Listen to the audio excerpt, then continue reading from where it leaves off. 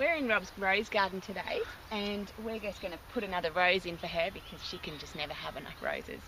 So Rob's rose garden has been going for about 2.5 years, and as you can see, this soil is just amazing. It is just so full of juicy worms and lots of organic matter. So she's been working on this for, like I said, about 2.5 years.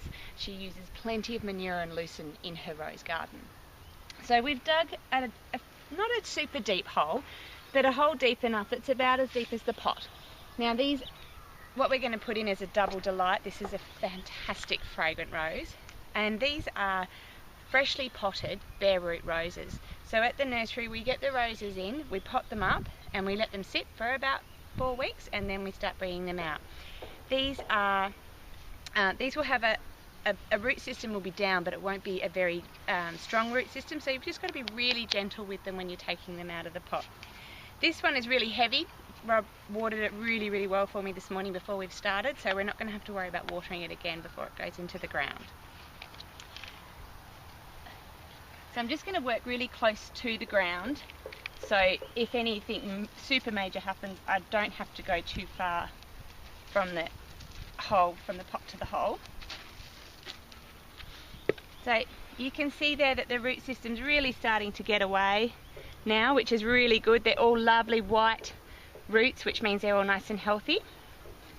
So we'll just let some of the potting mix just kind of fall from the rose. We won't do too much in the way of teasing the roots out because the roots will just drop down nicely.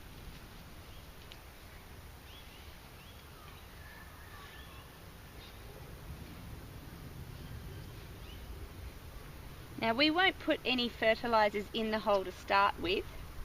We will just use all that nice organic matter that's in the soil. And in probably about 4 or 6 weeks time, Rob will come through and start feeding her. She'll be liquid feeding her roses, but she'll probably just add a little bit of extra like sudden impact for roses around them. So we're just going to loosely bring the soil back around the rose. We're not going to squish it in too much because again that root system is very, very, very young and doesn't want to be crushed, so to speak. We're going to give it a good water in, and we're going to use some seaweed in our watering can. Sea salt's fantastic for that. Just put a glug in there. And this is going to help the root system become more developed. It's also going to help the rose build strong cells in their leaves. And the wonderful thing with seaweed is it's something that you can pour all over the foliage. And then the rose will take some through the leaves, but also through the roots as well. You can water the roses over the foliage in the morning. It's important that you do it early in the day in the winter so that the foliage has a chance to dry out during the day.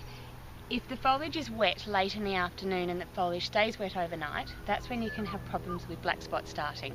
So it's important that you water your roses early in the morning through the winter, and that by the afternoon they're all nice and dry for the night time. So now we'll just push the mulch back around it.